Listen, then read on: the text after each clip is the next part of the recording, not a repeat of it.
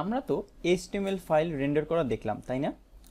But এই HTML ফাইলে আমরা যদি কোনো ডাইনামিক ডাটা দেখাতে চাই, অর্থাৎ যদি আমাদের কোনো ভ্যারিয়েবলের কোনো ভ্যালু থাকে ব্যাকএন্ডে, অর্থাৎ আমাদের সার্ভারের JS ফাইলে, সেখান থেকে যদি কোনো ডাটা আমি এই HTML ফাইলে আনতে চাই, তাহলে কিভাবে আনবো? এটা HTML দিয়ে আসলে পসিবল না। তার জন্য আমাদের ইউজ করতে হবে একটি টেমপ্লেটিং ইঞ্জিন। এখন এই টেমপ্লেটিং ইঞ্জিন কি? ডাইনামিক কোনো ভ্যালু যদি আমরা আমাদের HTML এ দেখাতে চাই বা ইউজার এন্ডে দেখাতে চাই, তখন আমরা ইউজ করে থাকি এই টেমপ্লেট ইঞ্জিন। এখন আমরা যদি রিয়্যাক্টে কাজ করি তখন আসলে এই টেমপ্লেটিং ইঞ্জিন লাগবে না, বাট যেহেতু এখানে আমরা শুরুতে নর্মাল HTML ফাইল নিয়ে কাজ করছি, বা এরকমও হতে পারে পরবর্তীতে আপনি কোনো প্রজেক্টে বুটস্ট্র্যাপের সাথে নোড.js ইউজ করছেন, তখন আপনাদের কিন্তু যে কোনো একটা টেমপ্লেটিং ইঞ্জিন ইউজ করাই লাগবে। তো আমরা এই কোর্সে যেহেতু বেসিক শিখছি নোড.js এর, তার জন্য আমরা ইউজ করব EJS নামের একটি টেমপ্লেটিং ইঞ্জিন, যেটা আপনি চাইলে বুটস্ট্র্যাপের সাথেও ইউজ করতে পারবেন।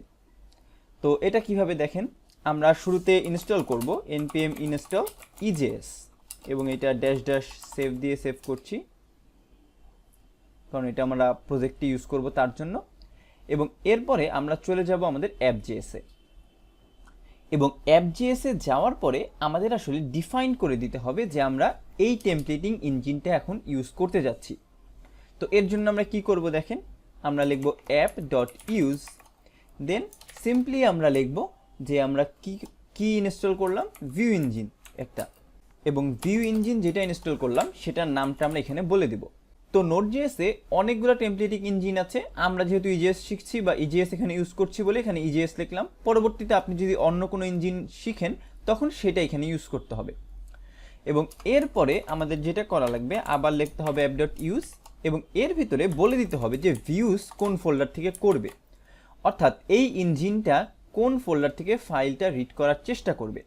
তো এটা হচ্ছে সেই ভিউসের ফার্স্ট প্যারামিটার, এবং পরবর্তীতে যেই ফোল্ডার থেকে আমরা রিড করতে চাই সেই ফোল্ডারের নাম। তো যেহেতু আমরা এই ফোল্ডারের নাম আগেই ভিউস দিয়ে রেখেছিলাম, এই ফোল্ডারের নাম আমি এখানে ভিউসই দিব। এই হয়ে গেল আমাদের সেটআপ। এখন আরেকটা সমস্যা আছে, আমরা কখনোই HTML ফাইল এই EJS টেমপ্লেটিং ইঞ্জিন দিয়ে ইউজ করতে পারবো না। এর জন্য এই HTML ফাইলটাকে আমি রিনেম করছি, এবং এইটাকে আর HTML এ না রেখে কনভার্ট করে ফেলছি আমি EJS এ। এবং আমরা যদি আমাদের রাউটসে যাই, এখানে দেখেন HTMLটা আমরা রেন্ডার করেছিলাম, এটা আর HTML লাগবে না, আমরা সেন্ড ফাইল লাগবে না, এইখানে চেঞ্জ যেভাবে করব আমরা রেসপন্স করব এখন। তো আমি এখানে লিখছি রিটার্ন res.send, res.render। res.render কি করে? রেন্ডারটা একটা ফাইল আমাদের রেন্ডার করে দেখায়, অর্থাৎ ভিউতে আনে। এখন সেই ফাইলটা কোথায়? যেহেতু আমরা একবার ইনিশিয়ালাইজ করে দিয়েছি app.js এ যে ফোল্ডারটা হচ্ছে ভিউস, তার জন্য এখন যখনই আমরা এখানে ইউজ করব res.render, তখনই ও বুঝে যাবে যে আমি ভিউস ফোল্ডারের কথা বলছি।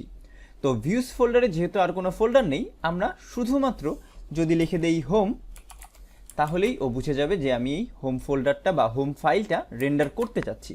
তো দেখি এটা কাজ করে নাকি। আগে আমরা এটা রান দিই npm start, এবং অলরেডি একটা এরর দিয়ে দিয়েছে যে required a middleware function but got a string। এর কারণ কি?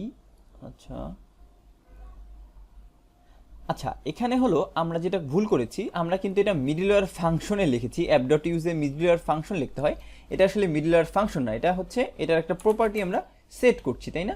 তো এটা হবে হলো সেট, এটা এবং পরবর্তী দুইটাই সেট, অর্থাৎ এই যে এক্সপ্রেস অ্যাপটা আছে এইখানে আমরা সেট করছি দুইটা প্রপার্টি, তাই না? এখন দেখি সেভ দিলে, হ্যাঁ এখন ঠিক আছে। এবং ব্রাউজারে যে যদি আমি রিফ্রেশ দিই, আমাদের ইউআরএলটা আমি ভুলে গিয়েছি, ইউআরএলটা একটু দেখে নিই। স্ল্যাশে ছিল হোম, তো স্ল্যাশে যাই আমরা, ইউজার স্ল্যাশ, দেখেন যেই পেজটা আমরা আগে দেখেছিলাম সেটাই কিন্তু চলে আসলো, তাই না? এবং আপনারা এখন ভাবতে পারেন যে এটা করার সুবিধা কি হলো? সুবিধা হলো আমি যদি এখানে এখন একটা অবজেক্ট সেন্ড করি সেকেন্ড প্যারামিটার হিসেবে, যেখানে আমি ভ্যালুটা দিলাম, অবজেক্টের ভেতরে একটা ভ্যালু দেই যেটার নাম দিচ্ছি নেম, এবং এইখানে আমি দিচ্ছি হ্যালো, এবং এই ভ্যালুটা এখন আমি চাইলে এই home.ejs এ ইউজ করতে পারি। কিভাবে?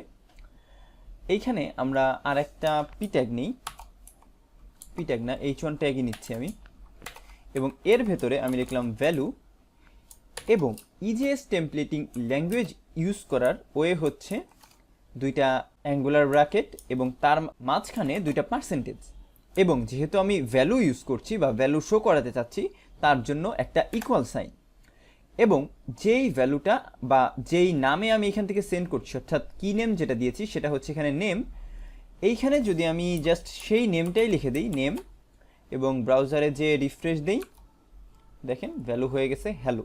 অর্থাৎ আমি এখন আমার এই ব্যাকএন্ডের যে সার্ভার আছে এখান থেকে যেই ভ্যালুই চাই সেটা কিন্তু এখানে পাঠাতে পারবো, সেটাই এখানে চলে আসবে। এবং এইটা এমন না যে সিঙ্গেল একটা ইন্ডিভিজুয়াল ভ্যালু হতে হবে এরকম, আমরা চাইলে অ্যারে অবজেক্ট যে কোনো কিছুই পাঠাতে পারি। তো এটা কিভাবে দেখেন, যদি আমি অ্যারে পাঠাতে চাই তাহলে কিভাবে পাঠাবো, এখানে অ্যারে লিখলাম এবং এই অ্যারের ভেতরে আমি নিচ্ছি হলো এই অ্যারেটা আমরা এখন এইখানে কিভাবে অ্যাক্সেস করব। এখানে এটা ইউজ করা খুব সোজা। আমরা ইউজ করার আগে যেটা বুঝতে হবে যে আমাদের এখানে সিনট্যাক্সটা হচ্ছে এইটা, তাই না?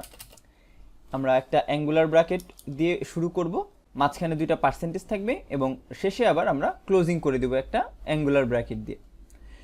এর ভেতরে যখন আমরা ভ্যালু দিব তখন আমরা লিখব ইকুয়াল, যখন আমরা কোনো ফাইলের সাথে লিঙ্ক আপ করব তখন দিব একটা ড্যাশ, আর যখন আমরা কোনো জাভাস্ক্রিপ্টের কোড এক্সিকিউট করতে যাব তখন এটা থাকবে এরকম ফাঁকা। তো এখন আমরা কোন জাভাস্ক্রিপ্ট ইউজ করব? যেহেতু আমরা একটা অ্যারে পাঠিয়েছি এইখানে আমরা ইউজ করব একটা ফর লুপ, এবং এই ফর লুপের ভিতরে আমরা একটা ভ্যারিয়েবল ডিক্লেয়ার করলাম let i equal to 0, i less than আমাদের যেই ভ্যারিয়েবলটা পাঠালাম অ্যারে আকারে সেটা ছিল অ্যার, এবং আমরা জানি ডট লেন্থ দিয়ে আমরা কি করতে পারি, আমরা অ্যারের লেন্থটা নিয়ে আসতে পারি এবং এরপরে i++ করে দিব। এবং একটা জিনিস খেয়াল করেন, এই টেমপ্লেটিং ল্যাঙ্গুয়েজের ভেতরে আমরা কিন্তু জাভাস্ক্রিপ্টের যেই নর্মাল কোড আছে সেগুলো এক্সিকিউট করতে পারবো। এবং দেখেন এটা কিভাবে আমরা করছি, এই যে এই একটা পোর্শন ছিল ফর লুপের ফার্স্ট পোর্শন, সেইটা আমি এখানে ইনিশিয়ালাইজ করে দিলাম, এবং যখন আরেকটা কোড লিখবো বা বাকি পার্টটা লিখবো সেটাকে আমরা আরেকটা অ্যাঙ্গুলার ব্র্যাকেট দিয়ে অফ করে দিলাম। এবং এইখানে আমরা কি করতে পারি, এইখানে আমরা যে কোনো ট্যাগ ইউজ করতে পারি। সাপোজ এখানে আমি একটা পি ট্যাগ লিখলাম এবং এর ভেতরে আমি চাই আমার ভ্যালুটা শো করতে, তো আমি আবার একটা দিলাম অ্যাঙ্গুলার ব্র্যাকেট এবং দুইটা পার্সেন্ট সাইন, এবং যেহেতু আমি ভ্যালু দেখাবো তার জন্য এখানে কিন্তু আমাদের ইউজ করা লাগবে ইকুয়াল। এবং এইখানে এখন আমরা অ্যারে ইউজ করব, এবং যেহেতু একটা ইন্ডেক্সে যাব সেই ইন্ডেক্সের ভ্যালুটা আমি কোথায় পাচ্ছি, আইতে, আইটা বসিয়ে দিলাম। সব সেভ করে আমি চলে যাচ্ছি ব্রাউজারে, এটা রিফ্রেশ দিলাম, কোনো ভ্যালু আসেনি, এর কারণ কি?